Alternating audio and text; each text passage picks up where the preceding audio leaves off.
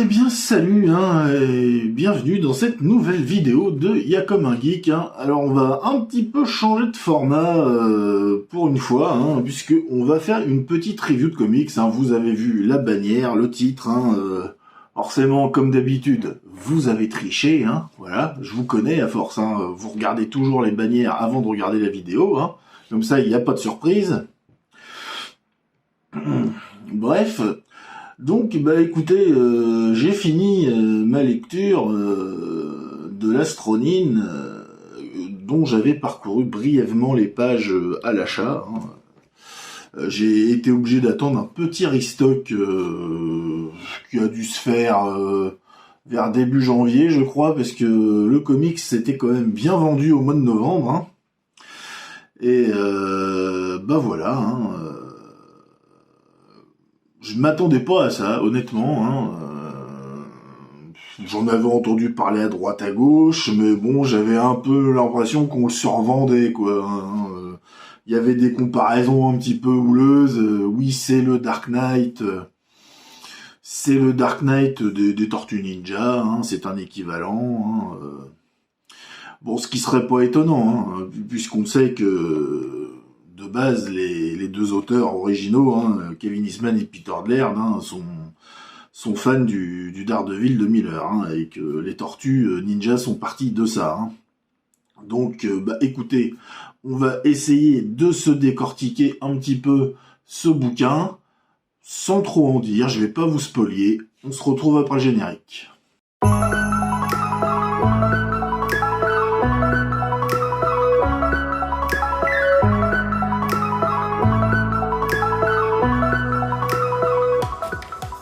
Donc, on va parler ensemble de l'Astronine. Voilà. Alors, on va remettre un peu les choses dans le contexte, puisque quand même, les Tortues Ninja, c'est quelque chose qui perdure depuis les années 80, et qui est presque multigénérationnel. Donc, ça sort, le premier numéro sort en 84, très très très inspiré par le Daredevil de Miller, comme je disais dans l'intro. Kevin Eastman et Peter Laird, deux amis, dessinent des tortues armées d'armes de ninja lors d'une soirée pizza, et ils s'auto-éditent, et puis ils vendent leurs petits comics auto-édités dans un salon, et puis c'est le succès. Voilà. Et ça n'arrête pas depuis. Comme quoi que des fois les recettes les plus improbables sont les meilleures. Alors les Tortues Ninja, voilà, je vais rien vous apprendre, mais quand même on va faire un petit point. C'est quand même plusieurs séries animées, on en a eu entre 87 et 2018. Donc il y en a beaucoup, il y en a eu une en 2003, il y en a eu une en 2012, il y en a eu une en 2018, et puis forcément la fameuse de 87, que les quarantenaires comme moi ont connu gamin. Quand même 5 films, dont les sacrés, le tout premier des années 90 qui est vraiment bon, c'est le meilleur. Les autres, ceux de Michael Bay c'est à jeter. Il y a 2 films animés aussi,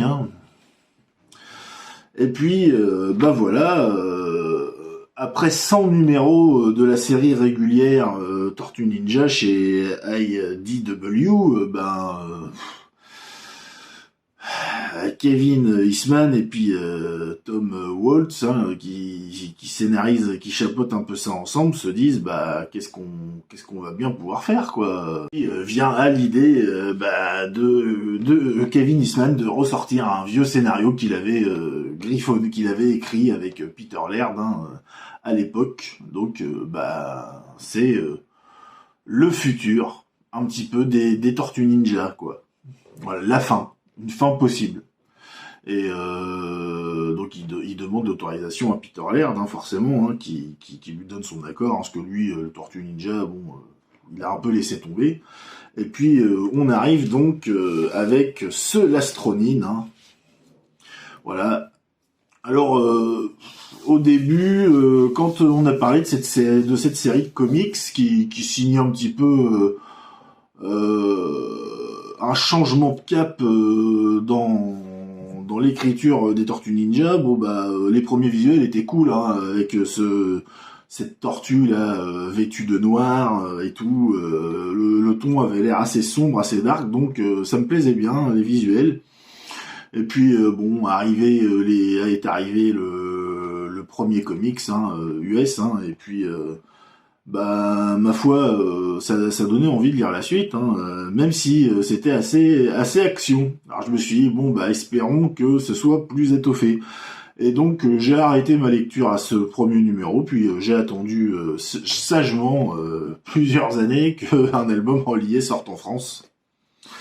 Voilà, puisque ma bibliothèque se compose plus trop de VO à l'heure actuelle, parce que comme j'ai des enfants, ça parle pas forcément anglais couramment, tous les VO j'ai mis au banc. Et pour la découverte, j'ai préféré axer ma bibliothèque sur de la VF. Voilà, donc en général, maintenant j'attends. Voilà, et donc arrive The Last Ronin. Donc on est au scénario Kevin Eastman et Tom Waltz, donc qui vont être aidés par des dessinateurs de talent. Il y a Esso Escorza, Ben Bishop, Isaac Escorza et Kevin Eastman aussi qui dessine à l'intérieur. Pour les couvertures, on est quand même sur pas mal de guests. On a Luis Antonio Delgado, il y a Sophie Campbell, Freddie Williams, tout. Il devait y en avoir un autre avant, mais bon, je ne connais pas tous les dessinateurs de comics. Il y a Dave Wachter, il y a Justin Roland, il y a Ben Harvey, il y a Jim Lawson, et il y a Ben Bishop, qui signe de magnifiques couvertures. Voilà, donc ces artistes-là sont surtout, les guests sont surtout sur les covers. Il y en a un petit florilège à la fin du livre. Et alors, qu'est-ce que ça raconte, The Last Ronin? Eh ben, c'est simple. Il y a la guerre entre le camp Amato et Oroku qui continue depuis des lustres. Alors Shredder est défait, et puis vient le tour de Karai, la fille de Shredder, de mener cette bataille en son nom. Et puis voilà, et puis il y a le petit-fils Oroto, voilà, qui est le fils de Karai, qui lui va réussir ce qui n'a jamais été fait, mais en employant des méthodes un peu plus basses que ses prédécesseurs. C'est-à-dire que Shredder avait quand même encore un code de l'honneur, et Karai aussi. Oroto, lui, la fin justifie les moyens. Il a ni honneur, ni rien, c'est une merde. Voilà. D'ailleurs, on va rentrer tout de suite dans le vif du sujet. C'est l'un des points noirs, c'est peut-être même le point noir de ce Last Ronin, c'est le méchant. Il est caricatural, il est mal écrit, il est pas intéressant.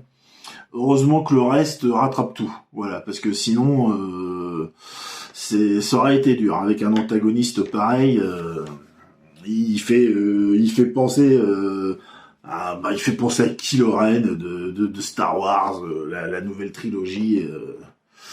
Voilà, donc pour vous dire que l'écriture est vraiment très bas niveau sur ce perso-là, et donc en gros il va réussir à faire ce que Shredder et sa mère Karai n'ont jamais réussi à faire, c'est-à-dire à défaire le clan Oroku et puis les alliés, c'est-à-dire Kazé, Maître Splinter, voilà, et puis 3 des tortues. Voilà, 3 des frères, donc les 4 frères, Léo, Nardo, Donatello, Raphaël, Michelangelo, voilà. Il va en rester plus qu'un. Alors je vous dis pas lequel, même si je sais que beaucoup ont lu le comics et que beaucoup ont été spoliés aussi, mais bon, si jamais vous ne savez pas, je ne prononcerai jamais son nom, voilà. Je ne dirai pas qui c'est. Et voilà, cette tortue va errer seule dans les montagnes en quête de quelque chose qui peut ranimer la flamme, parce que quand on a perdu tout ce qu'on avait, c'est un peu dur de remonter la pente, et il va errer seul pendant 16 ans avec le journal de Maître Splinter, donc qui est un journal, comme on pourrait dire, autant basé sur le code du ninja, le bushido, la spiritualité, mais aussi des techniques d'art martial, le dernier Ronin, on va l'appeler comme ça, parce que c'est le dernier, Il a plus de maître en plus, donc c'est un Ronin, pardon. Je dis Ronin, mais c'est Ronin. Et voilà, il va réussir à tenir jusque ça, mais habité par une profonde soif de vengeance, hein, qui fait quand même qui, malgré les enseignements du livre hein, de Maître Splinter, qui était quand même quelqu'un d'assez assez juste et puis d'assez calme, hein, qui était pas prompt à la colère, lui, il est animé quand même par une rage, mais bon, c'est compréhensif. Voilà. Donc, on est dans un futur dystopique qui peut faire penser à du Blade Runner. Hein. C'est un futur dystopique, apocalyptique et puis totalitaire, quoi. Voilà. Donc, c'est une ville futuriste à la Blade Runner où le clan Oroku hein, a pris, grâce à Oroto, ou Hiroto, je ne sais plus, ils tiennent New York, quoi. C'est lui le maître, il décide de vie et de mort, il décide de ce qui se passe, de ce qui se passe pas, il a la main mise partout. Il contrôle la ville, voire si il contrôle l'ensemble de la ville de New York, c'est son fief, c'est son territoire, voilà. Donc cette tortue en quête de vengeance va débarquer là-dedans pour en finir. Et le premier chapitre donc s'appelle Tendance suicidaire, hein, donc Suicidal Tendencies, hein, certainement en référence au groupe de musique, hein, voilà. Et le premier chapitre est assez bourrin, hein, parce que il en veut et il veut en découdre et c'est une mission suicide, hein, il compte pas revenir, voilà. Ça va pas se passer comme prévu. C'est ça le scénario, hein. C'est un scénario simple, c'est une histoire de vengeance comme on en a vu des dizaines. Ce qui va faire la différence de ce comic, c'est que le personnage, malgré ses 16 années esselées, il va y avoir des surprises à son retour, des choses auxquelles il ne s'attend pas. Nous non plus. On va retrouver certains personnages qu'on a connus, qui ont changé. Je ne vous dis pas lesquels non plus pour vous garder la surprise. D'autres qui ont beaucoup changé, voire même qui ont été modifiés, hein, voilà. Et surtout, on se rend compte que il a toujours à apprendre en fait. Voilà, il apprend encore et en fait il a c'est une introspection de comment on surmonte une perte, un deuil familial d'un enfant, d'un frère, d'un fils, d'un père. Et c'est ça qui fonctionne dans ce bouquin. Il n'y a pas beaucoup d'action. Passé l'intro, l'action, il y en a très peu. À part à la fin, il y aura forcément une fin, hein, avec un duel, hein. Voilà, hein, ça vous vous en doutez, hein, vu que le Ronin est là pour en finir, hein, il va finir, hein, et la fin est ouverte. Il y a une fin, ça pourra se terminer comme ça, mais c'est quand même assez ouvert pour une suite. Mais c'est pas forcément obligatoire. Voilà, ça peut se terminer là. Et voilà, ce qui fait la différence de ce livre, comparé à un Dark Knight justement auquel il est beaucoup comparé, c'est que là, dans l'écriture, c'est plus subtil. Voilà, on est, il ne reste qu'une tortue, mais les autres sont omniprésentes.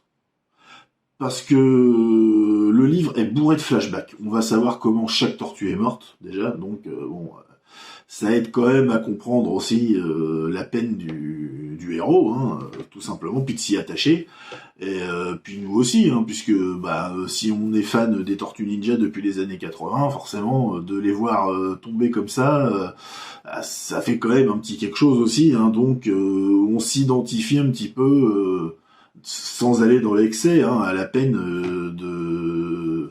de ce survivant, hein, et ça matche plutôt bien, hein. Il y a peut-être quelques longueurs à mi-parcours, il y a un petit flottement, et puis le final, je dirais, c'est pas qu'il est décevant, mais il manque de peps. C'est-à-dire qu'on se retrouve dans un affrontement qui pourrait être très viscéral et très brutal, et en fait il est entrecoupé d'un côté il y a le duel et d'un côté il y a d'autres personnages qui font d'autres actions. En fait, on va faire une page de combat, une page des autres personnages qui font leur truc, une page de combat, et en fait le combat est décousu et je trouve il a moins de punch et du coup la fin qui devrait faire paf, un gros coup dans la tronche et elle impacte pas autant, je pense, que ce que les auteurs voulaient. Parce que le découpage des pages et de la scénarisation fait que ça fonctionne pas. Enfin, en tout cas, sur moi, ça n'a pas fonctionné. Hein. Forcément, c'est très subjectif, hein, ce que je dis à chaque fois. Hein. C'est mon avis. Hormis ça, bah oui, hein, je confirme ce qui a déjà été dit. Hein. C'est une petite pépite d'écriture. Il n'y a pas besoin d'avoir lu tous les comics de Tortue Ninja, ni d'avoir vu tous les animés, tous les films, tout patati patata, avec de vagues connaissances, en sachant qui est quoi. C'est un comics qui est très accessible. Hein. Vous pouvez avoir vu le dessin animé de votre enfance dans les années 80, ne jamais peut-être avoir revu un film ou deux de Michael Bay, et puis rien d'autre, et puis vous lancer dans la lecture de ce comics sans souci. Hein. Voilà, donc c'est très accessible. Et puis il y a quand même une ambiance avec cette ville futuriste, c'est le chaos, c'est un dépotoir, c'est pas un futur qui donne envie que ça arrive. Et malgré tout, il est très réaliste parce que si on prend l'état du monde actuel, on tendrait plus vers ce genre de futur-là, avec des mégalopoles délabrées, surpolluées, ultra modernes, où tout le monde est fliqué de partout, contrôlé. Il y a en demi-teinte, hein, en demi-teinte, une critique quand même de notre société actuelle, hein, où on peut plus faire un pas sans être matché par des caméras ou ce que vous voulez. Mais c'est vraiment en demi-teinte, c'est pas du tout le propos, mais c'est quand même un peu là. Et voilà, c'est écrit avec intelligence, c'est écrit avec de bonnes intentions et ça se ressent. Et du coup, c'est un comics qui passe très bien. Moi, j'ai trouvé que c'était une lecture très agréable. Je l'ai lu en 2 soirs, hein, voilà. Et le premier soir, j'ai eu du mal à m'arrêter. Et je l'ai fini le lendemain d'une traite, hein, moitié-moitié, quoi. Donc voilà. Et c'est très très très très très réussi. Donc voilà, bah, en conclusion, qu'est-ce qu'il y a à retenir de ce Last Ronin? Eh ben, déjà, on a un beau format cartonné hein, par iComics hein, en France, hein, voilà, avec un beau lettrage brillant, hein, comme vous voyez à la lumière, hein, en relief, voilà. Une belle couverture, hein, ils ont pas choisi la plus moche, elle est cool, voilà. Après, on va commencer par les mauvais points. Il y a peut-être la partie graphique, hein, ça va osciller d'un dessinateur à l'autre. Hein, les parties. Alors ça change de dessin. Il y a un dessinateur pour le run du présent qui change jamais. Et les flashbacks, ça va changer des fois. Et c'est vrai que malheureusement, hein, les parties dessinées par Kevin Eastman sont vraiment pas belles, quoi. Même si certains aiment son style, moi j'accroche pas. Ça dénote. Voilà. Après, il y a l'écriture de l'antagoniste principal, hein, Oroku Hiroto, là, il est trop cliché, il est trop caricatural. La fin, elle manque de coffre.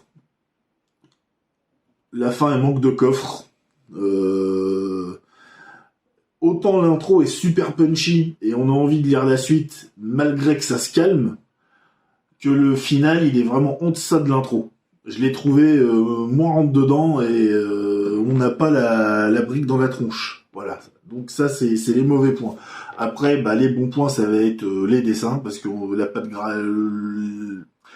la quasi-totalité des dessins sont super beaux. Voilà, l'ambiance est maîtrisée au niveau de la colorimétrie, hein, ça retranscrit bien l'atmosphère que les auteurs veulent faire sentir, c'est-à-dire un futur dépravé, sinistre, à la Blade Runner, vous l'avez compris, ou même à la Cyberpunk 2077, si vous y avez joué, en moins lumineux, c'est plus à la Blade Runner avec des grosses volutes de fumée, c'est pollué, enfin bref, c'est moins lumineux, c'est moins néon, voilà. Donc ça, on l'a bien, il n'y a pas de problème. Il y a l'écriture, forcément, l'écriture, elle est vraiment maîtrisée aussi, on est dans l'émotion, on n'est pas dans l'action, on est plus dans l'émotion. Les flashbacks sont vraiment excellents. Les moments d'introspection du Ronin, voilà, ça marque. Il y a des choses qui marquent. Les nouveaux personnages, les anciens et nouveaux personnages qui peuvent être introduits sont assez bons. Et on s'y attache au long du récit. Voilà, en fait, on vit ça avec le personnage, et ça, c'est très bien. Donc, moi, c'est un comics que je vous conseille vivement, parce que c'est une nouvelle pierre à la mythologie des Tortues Ninja, et en plus, on sait que, comme je vous ai dit pendant ma critique, que la fin était assez ouverte, et en fait, on sait maintenant que ça va devenir une sorte de Elseworld, mais avec des portes ouvertes. C'est-à-dire que, en gros, là, il y a déjà une suite de programmée. Il y a une suite de programmée qui va s'appeler The Last Ronin Lost Year. Donc voilà, j'espère que je vous aurai donné envie de découvrir ou d'acheter ce Last Ronin, parce qu'il le mérite bien. On est copieusement servi, parce que niveau page, il y a de l'épaisseur. Alors je sais plus trop combien il y en a, mais il fait bien 230 pages pour moi. Vous voyez, c'est assez épais, bien cartonné. Voilà, c'est une belle édition. C'est très proche de ce que fait Urban Comics quand même. Voilà. Donc si suite il y a, on espère que ce sera du même acabit, parce que c'est assez prometteur. Surtout, on espère que ce sera toujours Tom Waltz et Kevin Eastman qui chapeauteront le projet, parce que on va peut-être avoir un peu d'appréhension si d'autres scénaristes se mettent à fourmiller leur grappin, à mettre leur grappin dessus plutôt, et puis à donner leur vision, et puis plus celle de l'auteur d'origine. Là, ça risquerait peut-être de faire très vite. Bon écoutez, c'est à voir, mais en tout cas c'est un projet que je vais continuer à suivre, et puis pourquoi pas vous en reparler quand il y aura une sortie française, si aux États-Unis ça fonctionne bien. Voilà, écoutez, je vous remercie de m'avoir suivi. Comme d'habitude, je vous invite à mettre la cloche pour être notifié des nouvelles vidéos. À mettre le like, le com, vous savez bien, pour le référencement, important pour que la chaîne continue. Et la prochaine fois, on se retrouvera avec un petit unboxing, pas du récent, normalement, ce sera plus un rétro unboxing. Voilà, donc sur une figurine qui date de quelques années. Voilà, mais d'une licence qui va se greffer à d'autres d'une licence que je vous ai déjà présentée. Voilà. On se retrouvera logiquement pour une nouvelle critique bande dessinée, mais cette fois-ci, ça sera du manga. Et je ne vous dis pas quoi, je vous laisse la surprise pour la prochaine fois. Écoutez, comme d'habitude, je vous souhaite une bonne matinée, une bonne journée, une bonne soirée, et je vous dis à la prochaine. Salut!